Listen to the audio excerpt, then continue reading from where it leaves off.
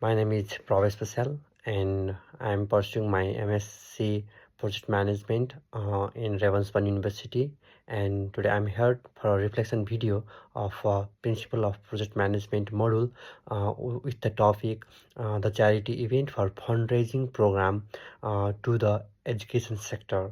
And today I'm here to represent about how I gonna conduct this project. So there are the main 10 steps, and along them I will list out them all first and I elaborate them later. On number one, I can number one, introduction and context, and in number two, understanding the project management principles, and on number three, applying the theory to real practice, and on number four are the challenges during the projects, conducting the projects, and on number five, as you all know, managing the challenges, how we're gonna manage the challenges and complexity. On number six, the leadership and the team learning, and on number seven, risk management and adaptability, and on number eight, how we're gonna use the KPIs to record the progress and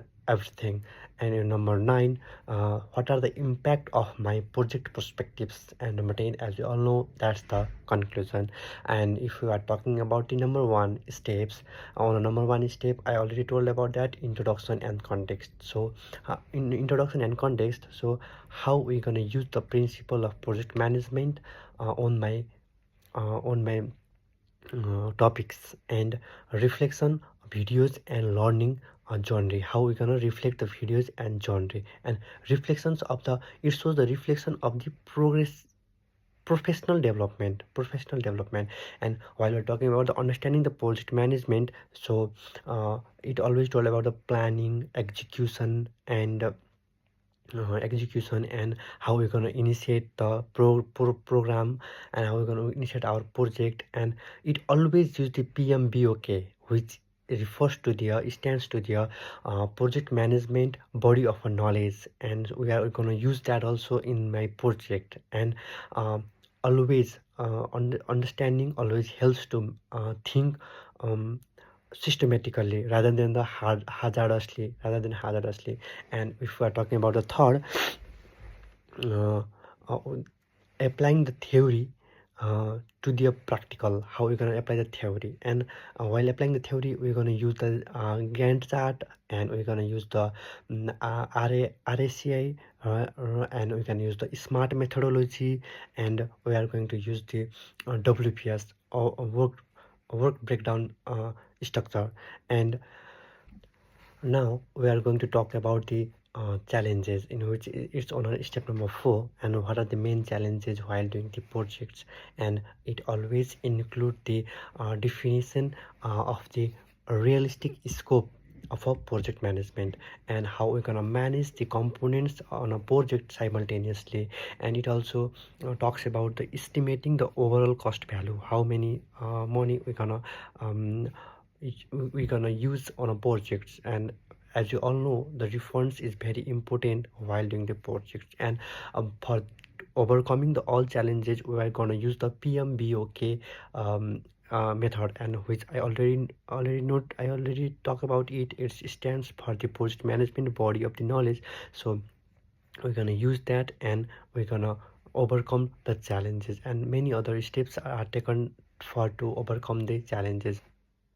So now we are going to talk about the number 5 step, which refers to the managing the complexity, and managing the complexity on number while we are managing the complexity, main thing is to manage the cost efficiency with the quality expectation. And we will have to look for the stakeholder expectation also. And we must look for the roles and responsibilities of the team, how they gonna do the work, how they gonna make the work fruitful. And on number 6, leadership and team learning. While we're talking about the leadership and team learning, the main part is that transformation of the self style of the leadership. And it is very important to be motivated and uh, communication must be good, and the flexibility required in the dynamic environment is the main important part in this step. So for the leadership and the team learning, there must be a good communications and uh, good elaborated between the stakeholders also. And while we are talking about the step 7, there's a risk management and adaptability. As a topic already told about the risks, there might be a lots of risks coming while we're doing the project. So now for overcome, so first of all we have to analyze the risks and identify it, and then only we can get the solution. So first of all we are going to mm, find out the risks, and we are going to overcome that. So identifying the risks is the main challenges, and the probability and impact objectivity is another second challenges. So to overcome these challenges in the risk management, we are going to do the we are going to apply the strategy of mitigations and contingency plans. So after that we are going to do the ability to anticipate the uncertainty. So that's the main thing of this risk management. So that by using this strategy, and uh, by identifying, first of all identifying the risks, and second by using the strategy of the mitigation and consistency, we are going to overcome the risks, and we are going to make the adaptability good. So we are going for next step, and that's number 8. And number 8 always refers to the measuring the success by using KPIs. We all know how the project is very success, or how the project is going, that only we can use the KPIs to watch over them. So we are going to use the KPIs. KPIs stands for key performance indicator. They are the indicators, they are the indication which shows how the performance is going on. So KPI used to monitoring the progress and outcome. The selection of KPI for a fundraising event are different, so we will use the main or concerned KPIs, or the particular KPIs to do the projects, because this project is for fundraising, so we use the KPIs which are used for fundraising. So that's by using the KPIs, now we are going to observe the performance, and the indicator will tell how is in our progress is going on, how what are the things we are lagging back, and how what are the things we have to do forward. And by the use of these KPIs, we are obviously gonna achieve our um, project. And at 9, and step 9, we are going to talk about the impact and on my project perspective.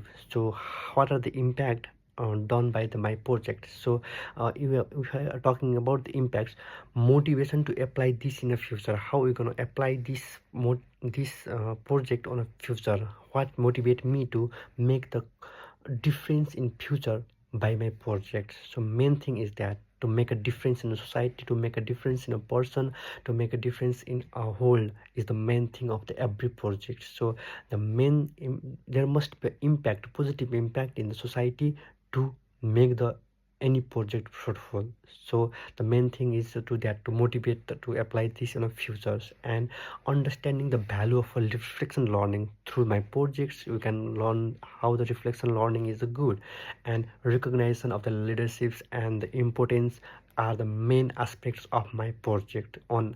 And if we are talking about the conclusion always towards the what we have done on the project, and what we use to make the outcomes good. So as we all know, this is the fundraising program, so I use the principles of the project management. Basically I use the basically I use the principle of the project management on my project. And by using lots of charts such as Gantt chart, and methodology such as smart methodology, RACIS, I have used the RACIS also. And by using the work breakdown structure, and I carry out every solution of the challenges, and what are the challenges and what are the risks, and how we can mitigate it, and how we can make the stakeholder happy because they have put their effort and they have put their some